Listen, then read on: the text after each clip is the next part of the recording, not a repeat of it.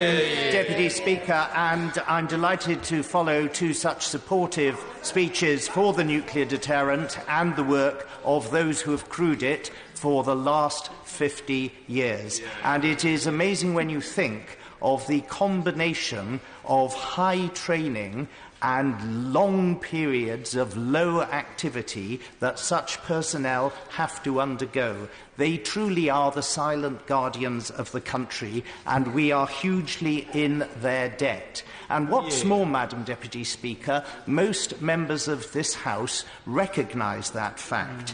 And it's worth putting on the record that there have been two key votes on the question of the renewal of the nuclear deterrent submarine fleet in recent years.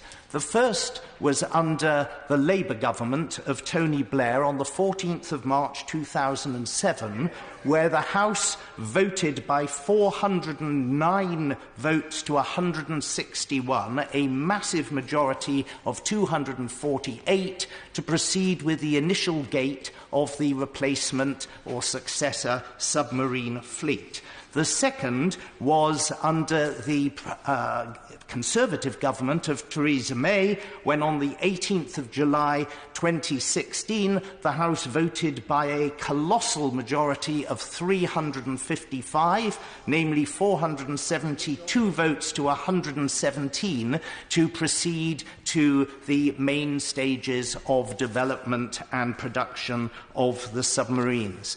The only issue on which I take a little exception to in the contribution of the Shadow Defence Secretary was one turn of phrase when she said about how appalling it would be if the deterrence weapons were used.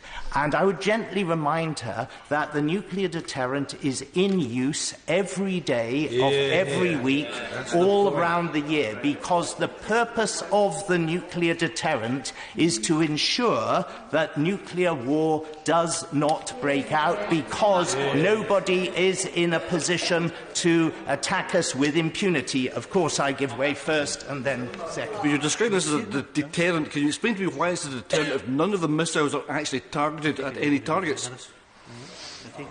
For this very simple reason that it would, in the unlikely event of anyone being mad enough to attack us because we have the ability to retaliate, it would be a very simple matter to target missiles to retaliate against any aggressor. And it is a matter that could easily result in the obliteration of any country that was unwise enough to launch a nuclear attack against a nuclear power like ourselves. I'll come back to the Honourable Lady. I'll give way first to the Honourable Gentleman.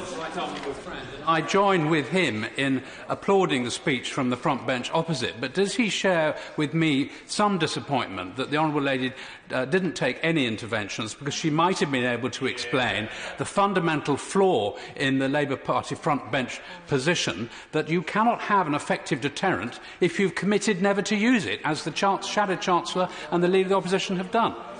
Well, I accept the fact that the Labour opposition have got a problem with certain key figures who have always been opposed, in principle, to the possession of a nuclear deterrent.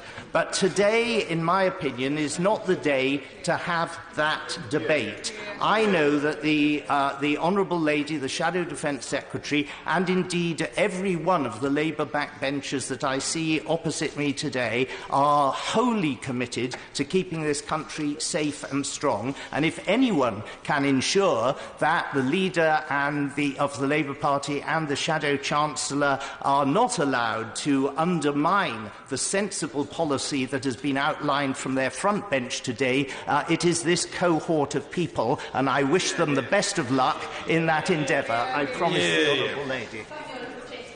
Giving way. He describes a situation where if we were to be attacked, we would be able to retaliate. Now, I don't know about him, but if I've been obliterated by a nuclear weapon, I actually don't give a jot whether we obliterate somebody back.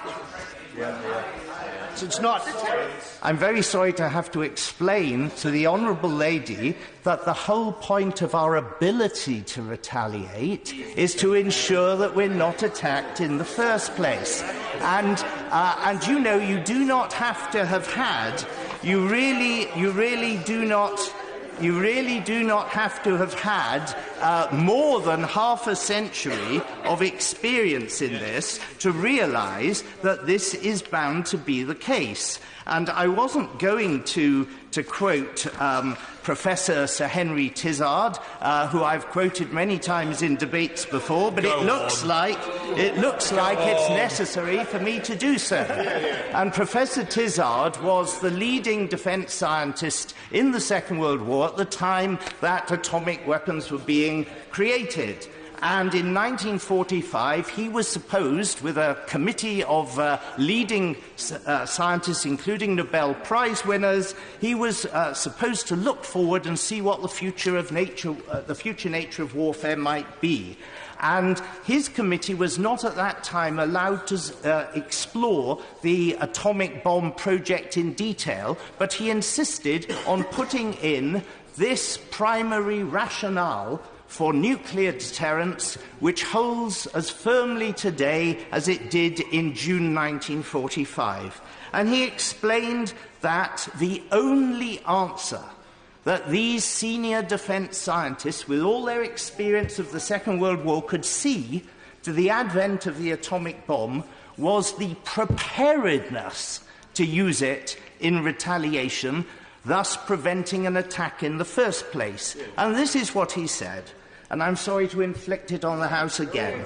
A knowledge that we were prepared in the last resort to do this, i.e. to retaliate, might well deter an aggressive nation. Duelling was a recognised method of settling quarrels between men of high social standing, so long as the duellists stood 20 paces apart and fired at each other with pistols of a primitive type. If the rule had been that they should stand a yard apart with pistols at each other's hearts, we doubt whether it would long have remained a recognised method of settling affairs of honour. In other words, if you know that you are going to die for a certainty if you launch an attack against somebody else, you are not going to launch that attack in the first place. So I wish to move on. Oh, of course. Thank my right honourable friend for actually taking interventions, and the Secretary of State as well. But in terms of history, and anyone who knows the history of the continuous nuclear deterrent knows that it's heavily reliant upon a relationship with the United States. So, with the present occupant of the White House being such a transactional individual, and with the United Kingdom about to enter into trade negotiations with them, how confident would he be that his government's negotiators won't say trade for chlorinated chicken and access to the NHS? Technically, the serious issue of the United States' role in a nuclear deterrent. Of course, he does know that I fully oppose it, of course. Hear, hear. Can I just say that the honourable gentleman is an admirable member of the Defence Select Committee, and we greatly value his contributions. I don't think that one was his most stellar contribution. But I would just like to point out one thing. Sometimes people say, well, what if the Americans wanted to have some sort of veto or stop us using the nuclear deterrent in the sense of firing it rather than using it in the sense that it is used all day long and every day of the year to prevent nuclear conflict? What if an American president wanted to do that? The first point that has to be made is that this nuclear system is totally under our own control. Only over a long period of time, if the United States decided for some reason that it no longer wanted there to be a second centre of nuclear decision-making within the NATO alliance, would it gradually wither on the vine. As of any time now, as it has been through the last 50 years, it is entirely independently controlled by us. And the second point is, why ever would an American president not want there to be a second centre of nuclear decision-making in NATO? Because it reduces any temptation of an aggressor against NATO to think that it could pick off this country without America responding. And yes, of course I will. I'm very grateful to my right honourable friend. Looking forward, would you agree with me that renewing the fleet with the new Dreadnought class is the most important decision to take? And in doing so, we have taken the decision that we cannot view what is going to happen in 20, 30 or 40 years. Those who want us to stop and get rid of this deterrent and not renew our fleet are taking a terrible gamble in a dangerous world where we cannot foresee the kind of enemies we will be facing in decades ahead. Not only do I agree with what my right honourable friend has said, and I would like to pay particular tribute to the people who work at Aldermaston in his constituency for all that they contribute to the maintenance of our nuclear deterrent capability, but he has nicely led me back to the central theme of my own narrative, which was to try and set out briefly for the House the 5 main military arguments in favour of retaining our independent deterrent, the first one of which is precisely the point that he has just made. Future military threats and conflicts will be no more predictable than those that engulfed us throughout the 20th century. This is the overriding justification for preserving armed forces in peacetime as a national insurance policy, because no one knows what enemies might confront us during the next 30 to 50 years, but it is highly probable that at least some of them will be armed with mass destruction weapons. And the second argument is that it's not the weapons themselves that we have to fear, but the nature of the regimes which possess them. Whereas democracies are generally reluctant to use nuclear weapons against non-nuclear dictatorships, though they did against Japan in 1945, the reverse is not true. Think, for example, what the situation would have been in 1982 if a non-nuclear Britain had faced an Argentina in possession of even a few tactical nuclear bombs and the means of delivering them. There would have been no question of being able to retake the Falkland Islands in that conflict. Of course I will. I thank my honourable friend for giving way. I mean, would he agree with me, because this is such an important point when we speak about our freedoms, that our independent at-sea deterrent has been one of the most important factors in securing freedom and democracy around the world? Absolutely, because if we get into a situation where the United States and the NATO alliance are paralysed in the face of dictatorships armed even with a few mass destruction weapons that cannot be neutralised by the threat of retaliation, then it means there is no prospect of us mounting a defence of any country under attack anywhere in the world, no matter how deserving it might be of our military intervention. The third argument is that the United Kingdom has traditionally played a more important and decisive role in preserving freedom than other medium-sized states have been able or willing to do. Democratic countries without nuclear weapons have little choice but to declare themselves neutral and hope for the best, or alternatively, to rely upon the nuclear umbrella of powerful allies. The United Kingdom is a nuclear power already and is also much harder to defeat by conventional means because of our physical separation from the continent. The fourth argument is that our prominence as the principal ally of the United States, Our strategic geographical position and the fact that we're obviously the junior partner might tempt an aggressor to think of attacking us separately. Given the difficulty of overrunning the United Kingdom with conventional forces, in contrast to our more vulnerable allies on the continent, an aggressor could be tempted to use one or more mass destruction weapons against us on the assumption that the United States might not reply on our behalf. Even if that assumption were false, the attacker would find out his mistake when and only when it was too late for all concerned. An independently controlled British nuclear deterrent massively reduces the prospect of such a fatal miscalculation. Yeah. And the final military argument, Mr. Deputy Speaker, is that no quantity of conventional forces can compensate for the military disadvantage which faces a non-nuclear country in a war against a nuclear-armed enemy. The atomic bombing of Japan is especially instructive, not only because the Emperor was forced to surrender, but also because of the reverse scenario. Imagine if Japan had developed atomic bombs in the summer of 1945 and the Allies had not. An invasion to end the war would then have been completely impossible.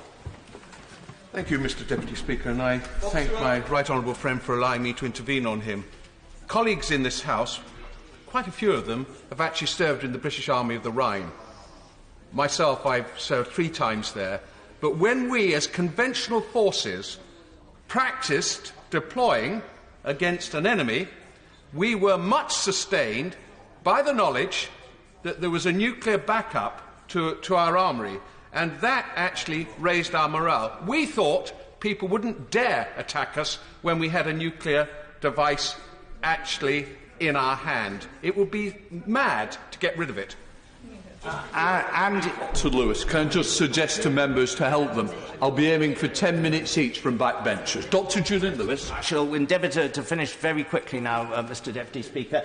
My honourable and gallant friend was absolutely right to think in those terms when he was wearing that uniform. And what's more, honourable members on both sides of this House in very large numbers think in similar terms too. Now, Mr. Deputy Speaker, in order to bring my remarks speedily to a conclusion, I would just point out a couple of the lessons that have impressed themselves on me over the last 35 years of carrying out this sort of debate on this sort of argument, dating from the time when we were replacing the first generation of the submarine fleet, the Polaris fleet, with the second generation, the Vanguard fleet. And I draw from this 5 lessons with which I will conclude. The first is that the concepts of unilateralism and multilateralism are mutually incompatible. One requires abandonment of our own nuclear weapons and nuclear alliances unconditionally, whereas the other will consider nuclear renunciation only if our potential enemies carry out this at the same time. The second lesson is that a nuclear-free world is not necessarily a more peaceful world. Abolition of the nuclear balance of terror would be a curse and not a blessing if it made the world once again safe for all-out conventional conflict between the superpowers. And in military terms, Russia does remain a superpower, regardless of complacent Western analyses of the weakness of her economy. The third lesson is the fundamental divide, and we're seeing this here in this debate today, Mr. Deputy Speaker, between those people within Western societies who believe that wars result mainly from groundless mutual fear and suspicion, and those who believe that only the prospect of retaliation in kind prevents adventurous states from acting aggressively. The fourth lesson is the validity of the hackneyed but nevertheless accurate concept of the silent majority. Although individual polling questions can be devised to produce apparent majorities against deploying particular nuclear systems, whenever the fundamental issue of deterrence has been posed, the result is always decisive. 2/3 of the British people want us to continue to possess nuclear weapons as long as other countries have them, and only 1/4 wants us to give them up unconditionally. And the final lesson is that since fewer than 10% of our people have been undecided in poll after poll on this fundamental issue, it does not make political sense to try and appease either this small group or the much larger number of highly committed unilateralists, such as my friends in the SNP. The strategic task for the government and for the opposition is to reinforce the views of the 2/3 who believe in what may be termed peace through strength and deterrence rather than peace through disarmament, so the issue will be in the forefront of people's minds, as it was in the general elections of 1983 and 1987, when this was a very prominent topic in the election debate. None of this would be possible, Mr. Deputy Speaker, but for the dedication and indeed the heroism of those people who month after month patrol the seas, are not seen, are not heard, are designed to be not seen and not heard, in order to silently spread over us an umbrella of nuclear protection. Long may they continue to do so. Stuart.